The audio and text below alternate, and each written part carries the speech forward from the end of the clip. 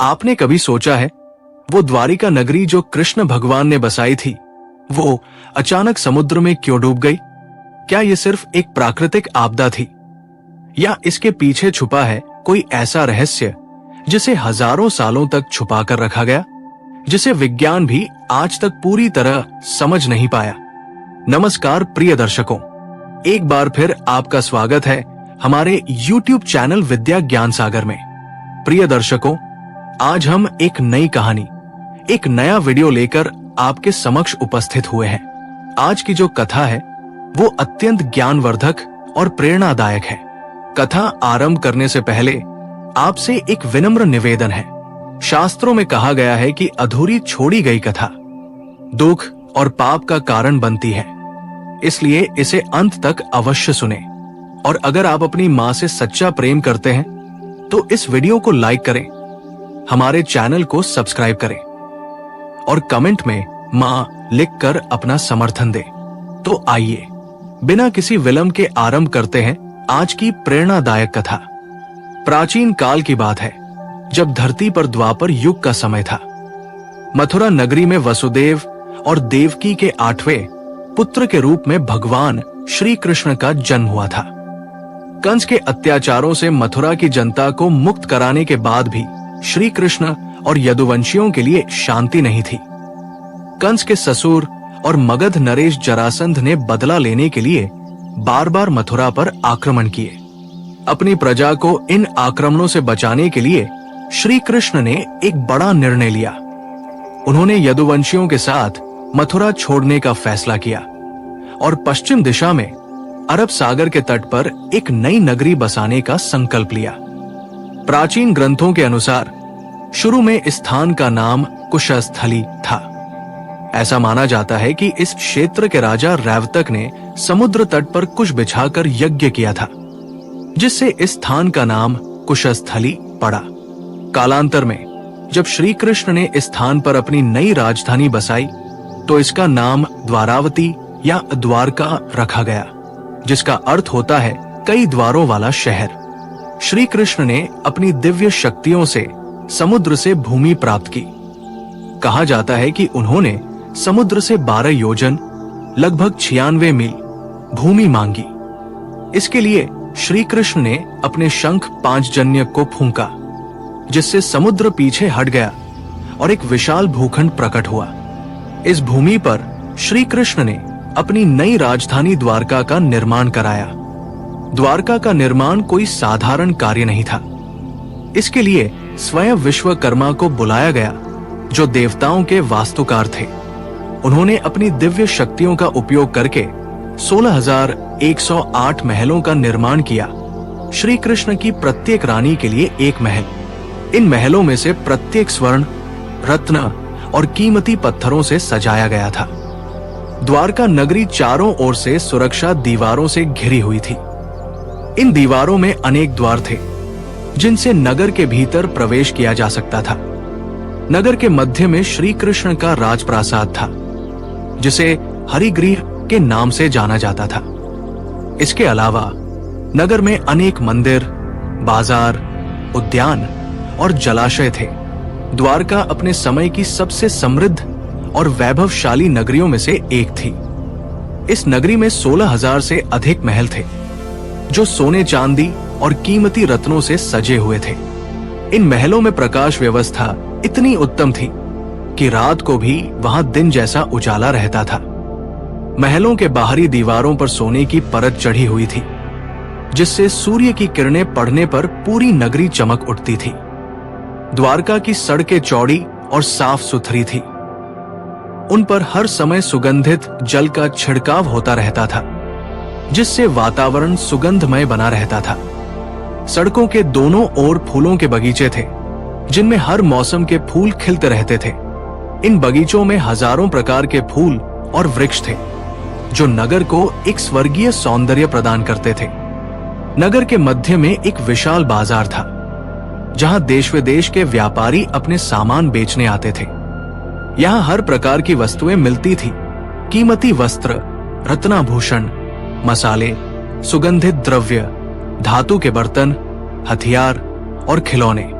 बाजार में हमेशा रौनक बनी रहती थी और लोग खुशहाली से रहते थे। द्वारका के बंदरगाह पर देश विदेश के जहाज आते जाते रहते थे। समुद्री व्यापार के कारण ये नगरी अत्यंत समृद्ध थी। अरब देशों, मिस्र, रोम और दक्षिण पूर्व एशिया के व्यापारियों से यहां निरंतर व्यापार होता रहता था। द्वारका से मसाले, रेशम, सोना चांदी, हाथी दांत और कीमती पत्थर निर्यात किए जाते थे और बदले में विदेशी वस्तुएं आयात की जाती थी। द्वारका की वास्तुकला अद्वितीय थी। यहाँ के भवनों और महलों का निर्माण ऐसी वास्तुकला पद्धति से किया गया था जो प्राकृतिक आपदाओं से भी सुरक्षित रहती थी। भवनों की दीवारें इतनी मजबूत थी कि वे भूकंप का भी सामना कर सकती थी। छतों पर वर्षा का पानी एकत्र करने की व्यवस्था थी, जिससे पीने के पानी की कमी नहीं होती थी। नगर के चारों ओर एक गहरी खाई थी, जिसमें हमेशा पानी भरा रहता था। इस खाई के बाहर एक विशाल प्राचीर, दीवार थी, जो शत्रुओं से नगर की रक्षा करती थी। इस प्राचीर में अनेक द्वार थे, जिन पर सदैव सैनिक तैनात रहते थे। इस सुरक्षा व्यवस्था के कारण श्री कृष्ण के शासनकाल में कोई भी शत्रु द्वारका पर हमला करने का साहस नहीं कर पाया। द्वारका नगरी के मध्य में एक विशाल मंदिर था, जो श्री कृष्ण को समर्पित था। इस मंदिर को द्वारकाधीश मंदिर के नाम से जाना जाता था।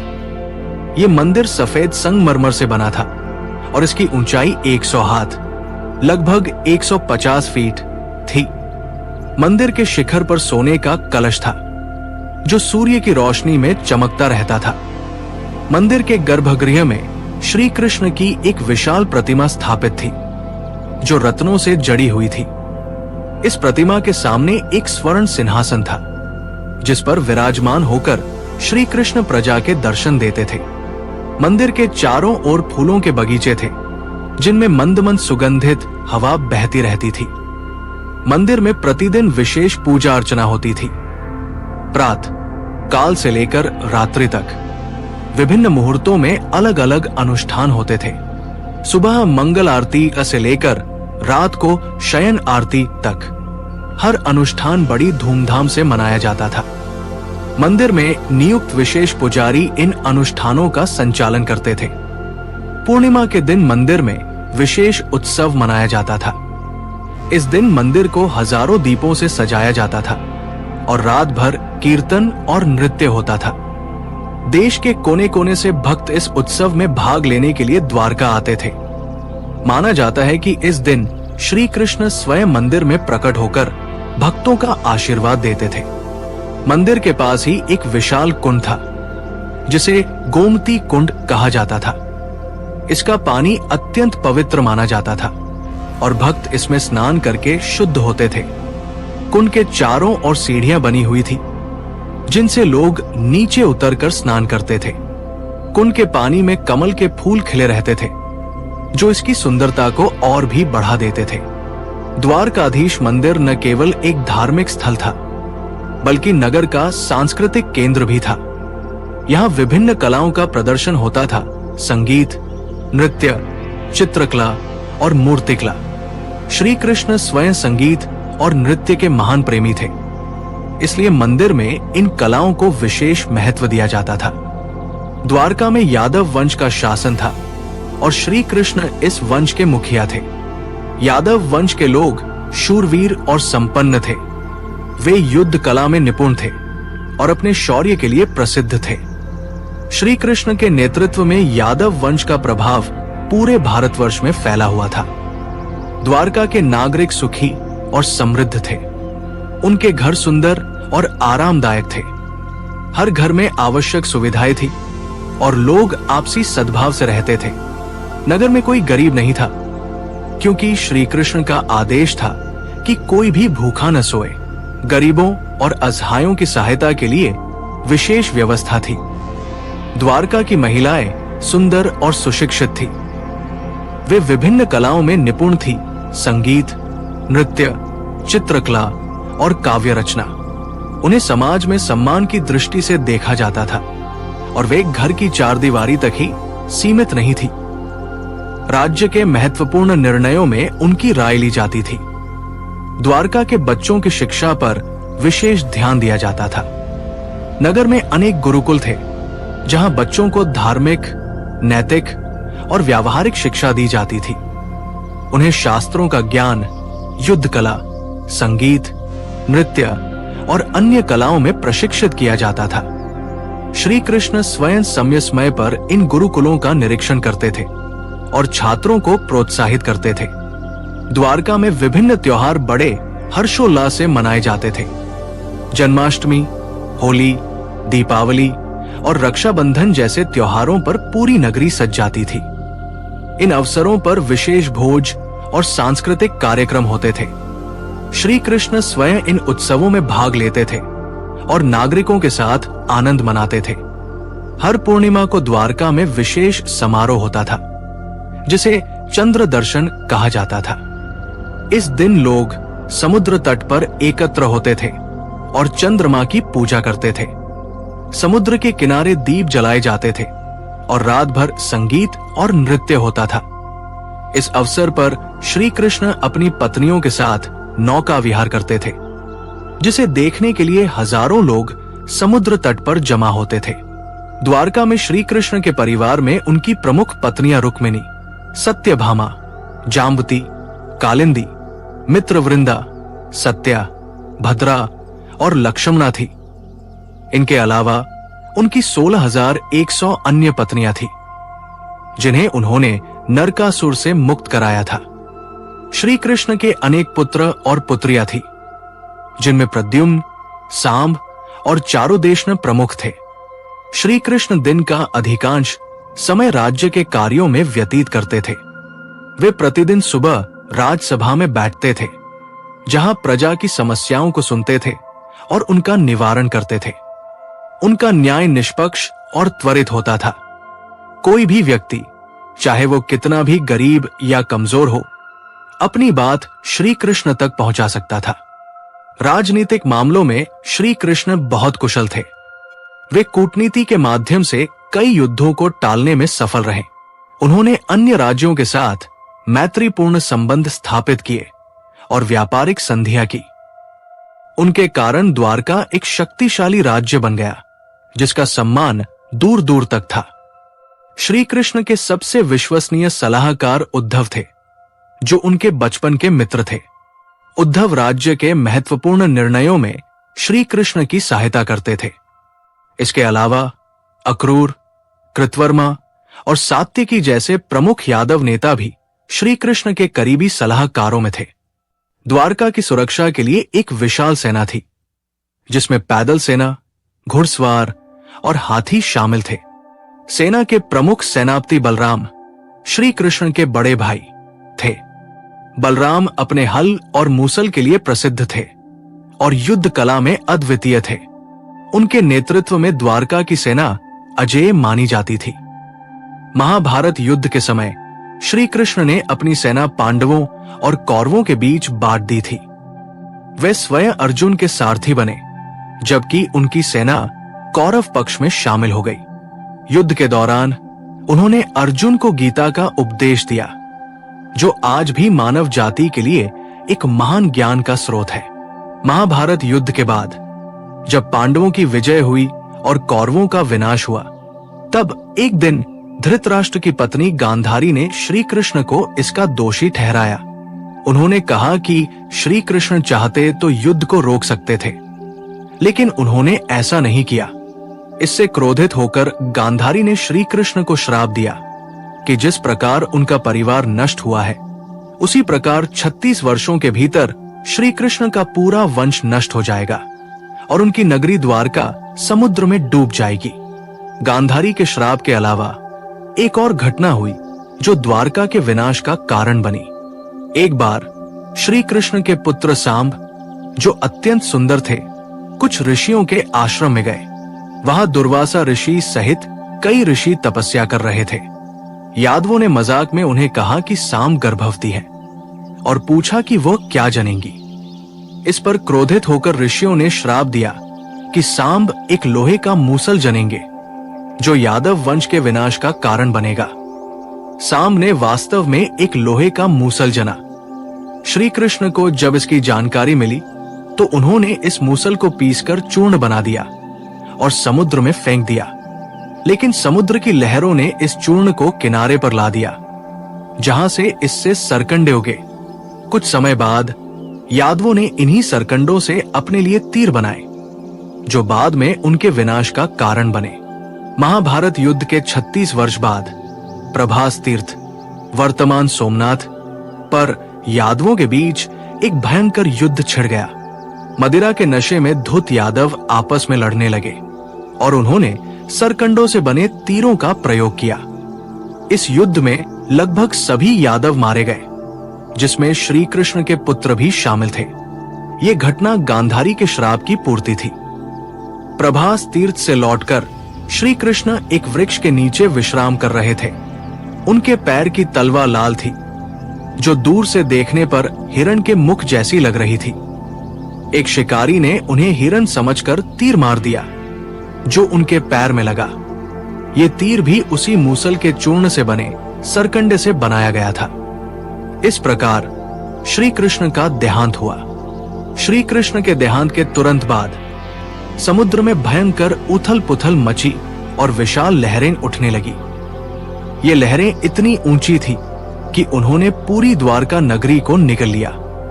कुछ ही घंटों में सोने चांदी से जगमगाती द्वारका नगरी समुद्र की गहराइयों में समा गई। द्वारका नगरी के समुद्र में डूबने के पीछे कई पौराणिक कथाएं प्रचलित हैं। इनमें से दो प्रमुख कारण हैं।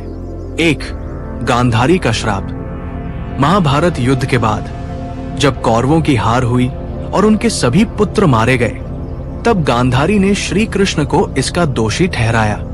उन्होंने क्रोधित होकर श्री कृष्ण को श्राप दिया कि जिस प्रकार उनका परिवार नष्ट हुआ है, उसी प्रकार श्री कृष्ण का परिवार भी नष्ट होगा और उनकी नगरी समुद्र में समा जाएगी। कहा जाता है कि ये श्राप द्वारका के विनाश का एक प्रमुख कारण बना। 2, ऋषि का श्राप। दूसरी कथा के अनुसार श्री कृष्ण के पुत्र साम ने कुछ ऋषियों का अपमान किया था। इससे क्रोधित होकर ऋषियों ने साम को श्राप दिया। इसके परिणाम स्वरूप यादव वंश में आपसी कलह शुरू हो गई, जिससे यादवों का विनाश हुआ और अंततः द्वारका नगरी समुद्र में डूब गई। कहा जाता है कि महाभारत युद्ध के 36 वर्ष बाद जब श्री कृष्ण ने अपना शरीर त्याग दिया, उसके तुरंत बाद अरब सागर की लहरें उमड़ पड़ी और पूरी द्वारका नगरी को निगल गई। लंबे समय तक द्वारका की कहानी को केवल एक पौराणिक मिथक माना जाता था, लेकिन 20वीं सदी के उत्तरार्ध में भारतीय पुरातत्व सर्वेक्षण ASI ने वर्तमान द्वारका के समीप समुद्र में पुरातात्विक खोज शुरू की। 1979 से 80 में पुरातत्वविद डॉक्टर SR राव और उनकी टीम ने समुद्र में गोता लगाकर अनुसंधान किया। उन्होंने समुद्र में लगभग 560 मीटर लंबी एक प्राचीन दीवार की खोज की, जो शायद प्राचीन द्वारका नगरी की परकोटा सुरक्षा दीवार थी। इसके अलावा उन्हें वहां से कई प्राचीन बर्तन और अन्य पुरातात्विक वस्तुएं भी मिली, जिनका समय 1528 ईसा पूर्व से 3000 ईसा पूर्व के बीच माना जाता है। समुद्र के भीतर मिले अवशेषों में प्राचीन संरचनाएं, बंदरगाह के अवशेष और जलमग्न द्वारका की दीवारें शामिल हैं। इन खोजों से ये पुष्टि होती है कि वास्तव में कोई प्राचीन नगरी यहाँ स्थित थी, जो अब समुद्र में डूबी हुई है। वैज्ञानिकों का मानना है कि प्राकृतिक कारणों से, जैसे कि समुद्र के स्तर में वृद्धि या भूकंप, ये नगरी समुद्र में डूब गई होगी। कुछ वैज्ञानिकों का मानना है कि समुद्र के पानी का स्तर बढ़ने से ये नगरी जलमग्न हो गई होगी, जबकि अन्य का मानना है कि प्लेट टेक्टोनिक्स के कारण भूकंप आया होगा, जिससे ये नगरी समुद्र में डूब गई। वर्तमान में भी भारतीय पुरातत्व सर्वेक्षण ASI और अन्य वैज्ञानिक संस्थानों द्वारा द्वारका के समुद्र में डूबे अवशेषों की खोज और अध्ययन जारी है। इस अभियान का मुख्य उद्देश्य द्वारका के अवशेषों की खोज, उनके काल का निर्धारण और पुरातात्विक तथा वैज्ञानिक अध्ययन करना है। हाल ही में भारतीय प्रधानमंत्री नरेंद्र मोदी ने गुजरात में समुद्र के अंदर बिखरे इस प्राचीन शहर के अवशेषों के दर्शन किए हैं। वे डाइविंग हेलमेट पहनकर नौसेना के गोताखोरों की मदद से समुद्र के अंदर गए और प्राचीन द्वारका के अवशेषों को देखा।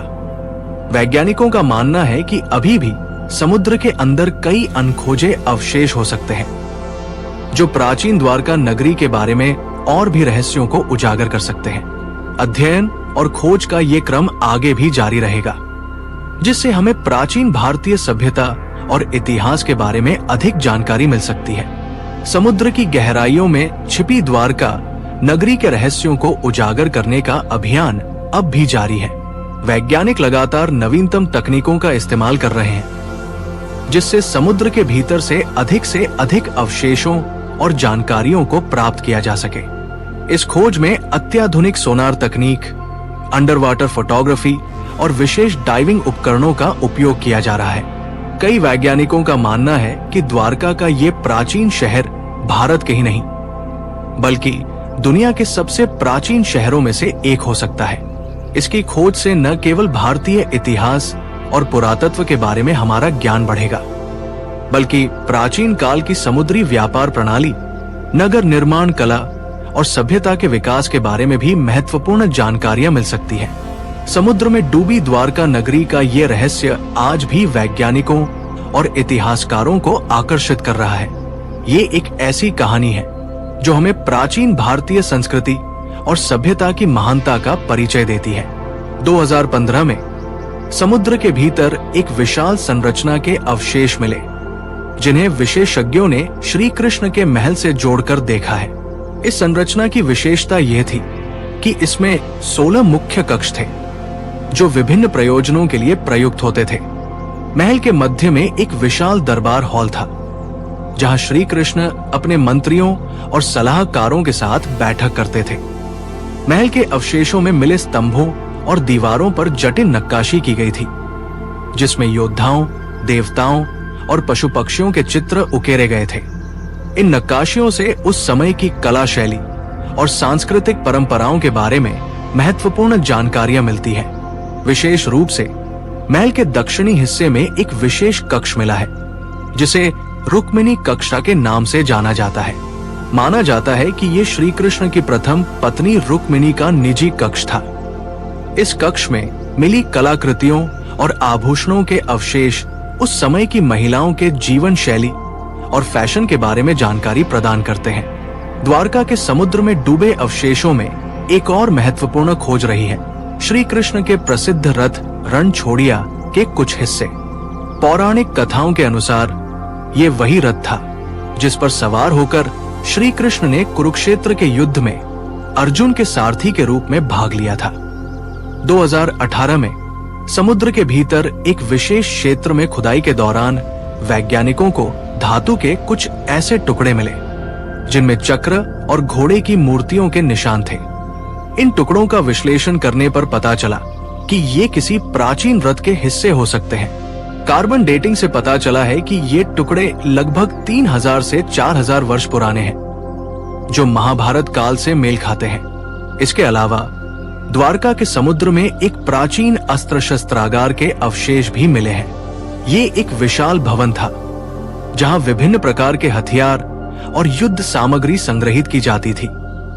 इस भवन के अवशेषों में मिले तलवारों, भालों और धनुष बाण के टुकड़े उस समय की युद्ध कला और धातु कर्म के उच्च स्तर को दर्शाते हैं।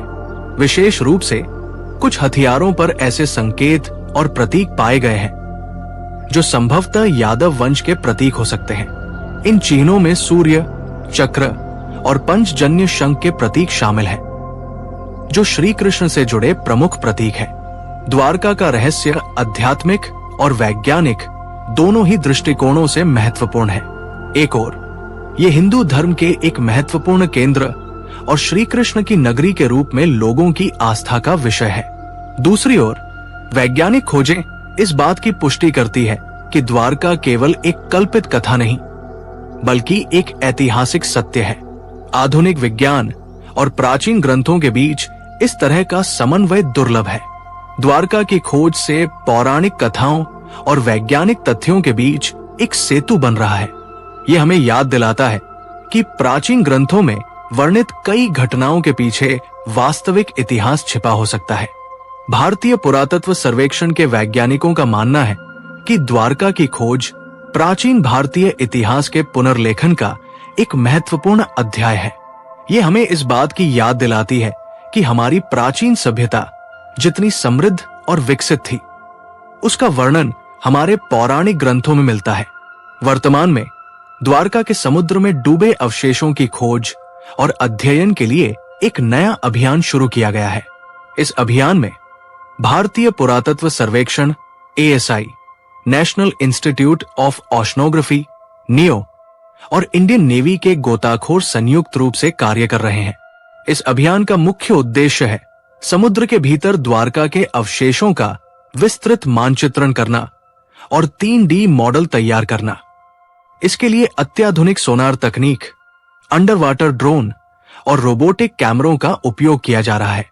शोधकर्ताओं का अनुमान है कि समुद्र के भीतर अभी भी द्वारका के कई अनखोजे अवशेष हैं, जिनमें मंदिर, महल और अन्य महत्वपूर्ण संरचनाएं शामिल हो सकती हैं। इन अवशेषों की खोज से प्राचीन द्वारका और उसके निवासियों के जीवन के बारे में और भी अधिक जानकारी मिल सकती है। विशेष रूप से शोधकर्ता ऐसे साक्ष्यों की खोज कर रहे हैं जो द्वारका के विनाश के सटीक कारण और समय की पुष्टि कर सके।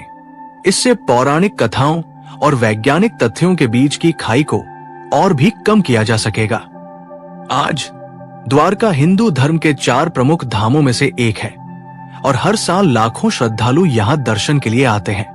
वर्तमान द्वारकाधीश मंदिर, जो 15वीं-16वीं शताब्दी में बनाया गया था, अपनी भव्य वास्तुकला के लिए प्रसिद्ध है। समुद्र में डूबे द्वारका के अवशेषों की खोज ने इस स्थान के ऐतिहासिक और धार्मिक महत्व को और भी बढ़ा दिया है। यह स्थान अब न केवल एक तीर्थ स्थल बल्कि एक महत्वपूर्ण पुरातात्विक स्थल भी बन गया है। द्वारका का इतिहास और इसके समुद्र में डूबे रहस्य हमें याद दिलाते हैं कि प्राकृतिक आपदाएं किसी भी सभ्यता को कितनी जल्दी नष्ट कर सकती है। ये हमें पर्यावरण संरक्षण और प्राकृतिक आपदाओं से बचाव के लिए उचित कदम उठाने की आवश्यकता के बारे में सोचने के लिए प्रेरित करता है। समुद्र में डूबे द्वारिकाधीश की कहानी एक ऐसा रहस्य है जो हमें प्राचीन भारतीय इतिहास, संस्कृति और प्रौद्योगिकी की एक झलक दिखाता है। ये कहानी हमें बताती है कि हमारे पूर्वज कितने विकसित और समृद्ध थे और कैसे उन्होंने अपने समय से कहीं आगे की तकनीकें विकसित की थी। द्वारका की खोज पौराणिक कथाओं और वैज्ञानिक तथ्यों के बीच एक महत्वपूर्ण कड़ी है। ये हमें याद दिलाती है कि हमारे प्राचीन ग्रंथों में वर्णित कई कथाएं केवल कल्पना नहीं बल्कि वास्तविक इतिहास पर आधारित हो सकती है। आज भी समुद्र की गहराइयों में द्वारका के कई रहस्य छिपे हुए हैं जिन्हें खोजा जाना बाकी है। हर नई खोज हमें अपने अतीत के बारे में और अधिक जानकारी देती है और हमारी समझ को विस्तारित करती है। द्वारका की कहानी हमें सिखाती है कि इतिहास, धर्म, विज्ञान और प्रौद्योगिकी एक दूसरे से अलग नहीं बल्कि एक ही सिक्के के 2 पहलू हैं। जैसे जैसे हम इस रहस्य की और गहराई में जाते हैं, हमें अपने अतीत और वर्तमान के बीच नए संबंध मिलते जाते हैं। समुद्र में डूबा द्वारिकाधीश का रहस्य हमें याद दिलाता है कि ज्ञान की खोज कभी समाप्त नहीं होती। हर उत्तर के साथ नए प्रश्न उठते हैं और हर खोज के साथ नई जिज्ञासाएं जन्म लेती है। ये एक अनंत यात्रा है जो हमें अपने अतीत, वर्तमान और भविष्य को बेहतर ढंग से समझने में मदद करती है। इस प्रकार समुद्र में डूबे द्वारिकाधीश की कहानी केवल एक पौराणिक कथा या वैज्ञानिक खोज नहीं बल्कि मानव ज्ञान और जिज्ञासा की अनंत यात्रा का एक हिस्सा है जो हमें अपने अतीत की समृद्धि और वैभव का परिचय देती है और भविष्य के लिए प्रेरणा प्रदान करती है। प्रिय दर्शकों, इस प्रेरणादायक कथा के बारे में अपने विचार हमें कमेंट्स के माध्यम से जरूर बताएं। अगर ये आपको अच्छी लगी हो तो कृपया इसे लाइक करें और इसे अधिक से अधिक लोगों तक पहुंचाएं। साथ ही कमेंट बॉक्स में जय श्री कृष्णा लिखकर अपने श्रद्धा भाव प्रकट करें। इस वीडियो को पूरा देखने के लिए धन्यवाद।